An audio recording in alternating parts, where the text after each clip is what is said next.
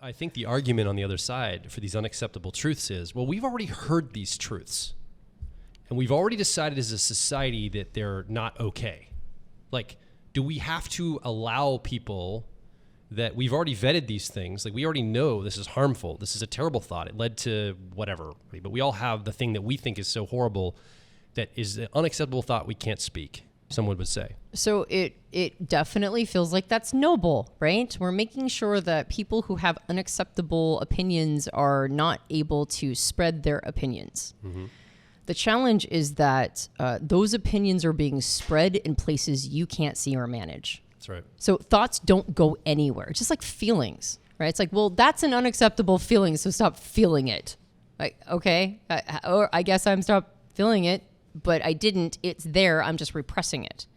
And so when a thought lives, one of the best ways to remove it is it to stop it from being expressed, but to allow the person to express it so they can hear themselves saying it. Mm.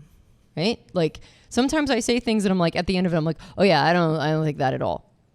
But when it's in my head, I do.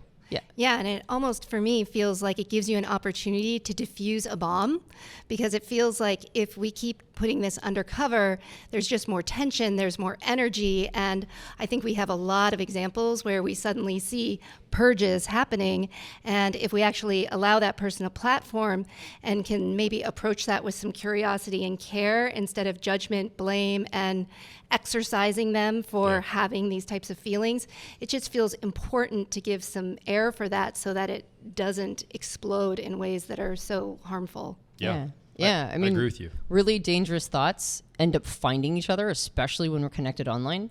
And then they end up, because nobody else will listen to them, they end up connecting with each other in real life. And then they end up creating communes. And now all of a sudden you've got like people living in certain places that are radicalized and dangerous. And it's like, well, do we want that situation? Because that's what happens when you stamp down ideas.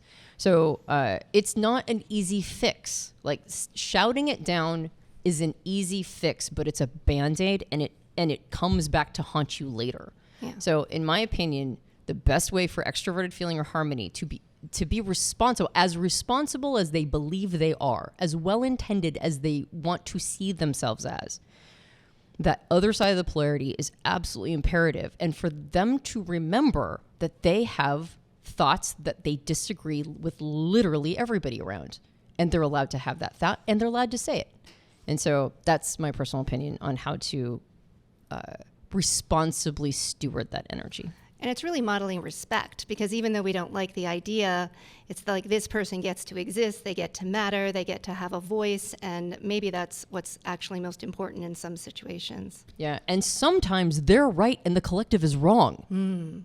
Right? That's the other thing. Like, we've all heard the story, the apocryphal story of the emperor has no clothes.